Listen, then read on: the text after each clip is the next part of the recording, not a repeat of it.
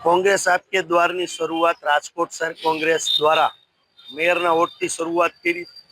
18 ward में आज 10मो vote है એટલે કે વોર્ડ નંબર 16 ના અમારા આગેવાન સંગઠનની આખી ટીમ મહિલા કોંગ્રેસ અને સિનિયર અમારા આગેવાનો જે વોર્ડમાં રહે છે બધાને સાથે રાખીને આજે અમે ઘરે ઘરે જવાના છીએ। જનતાનો મેનિફેસ્ટો કે રાજકોટની પ્રજા શું વિચારે છે કે મારો વિસ્તાર કેવો હોવો જોઈએ, મારું રાજકોટ શહેર કેવું હોવું જોઈએ, મારા શહેરમાં શું વસ્તુઓ ઘટે છે, મારા વિસ્તારમાં શું વસ્તુઓ ઘટે છે એ સજેશન અમે લેવા જાય છીએ।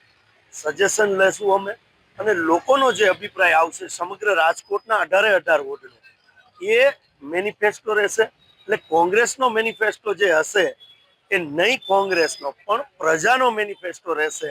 જે મેનિફેસ્ટોનું ફોર્મ બહેનોના હાથમાં જોવો છો તમે, એમાં 14 મુદ્દા અમે લખ્યા છે કે કોંગ્રેસ સત્તામાં આવશે મહાનગરપાલિકામાં તો રાજકોટની પ્રજાને કોંગ્રેસ શું દેવા માંગે છે એ અમારા વિચારો અમે લખ્યા છે અને પ્રજા શું માંગી રહી છે એ પણ અમે એડ કરશું।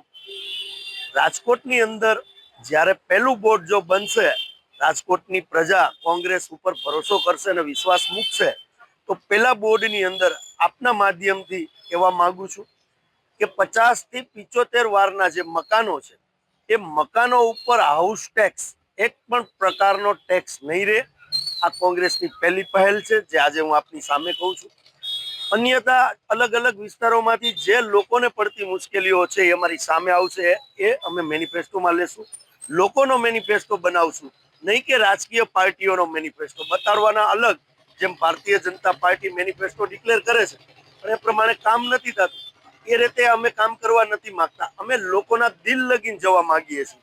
લોકોનો જે અવાજ છે એ રાજકોટ કોર્પોરેશનમાં લઈ જવા માંગીએ છીએ। રાજકોટનો કોર્પોરેશનની અંદર જે કુશાસન ચાલી રહ્યું છે એને સુશાસનમાં ફેરવવા માટે અમે કામ કરી રહ્યા છીએ। અને આપના માધ્યમથી કહું છું કે આ ભારતીય જનતા પાર્ટીના આંધળા અને બેરી જે કોર્પોરેશનમાં બેઠેલા લોકો છે, એમાં મ્યુનિસિપાલિટી કમિશનર આવી જાય, ડેપ્યુટી મેયર, મેયર, સ્ટેન્ડિંગ બધા લોકો, અમે ઓછામાં ઓછી 5 વાર રજૂઆત કરી છે કે રાજકોટની પ્રજા ઉપર ટેક્સ જે તમે હાઉસ ટેક્સ ઉઘરાવો છો એના વ્યાજના ઘોડા તમે બંધ કરો, કારણ કે વ્યાજ માફીની સ્કીમ લઈ આવો। આવી અનેક વાર અમે રજૂઆતો કરી છે પણ છતાં પણ નફ્ફર તંત્રોએ આ લીધી નથી। અમે આશા રાખીએ કે આ લે તો રાજકોટની પ્રજાને મોટો ફાયદો થઈ શકે। નાના નાના માણસોને દબાવવાનું કામ કરે છે।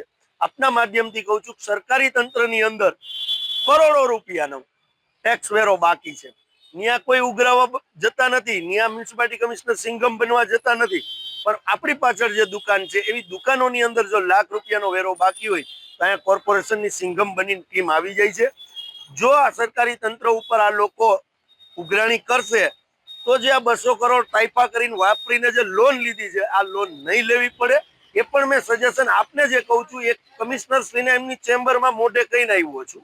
એટલે આશા રાખીએ કે લોકો માટે કામ કરે, માત્ર નાટક ન કરે।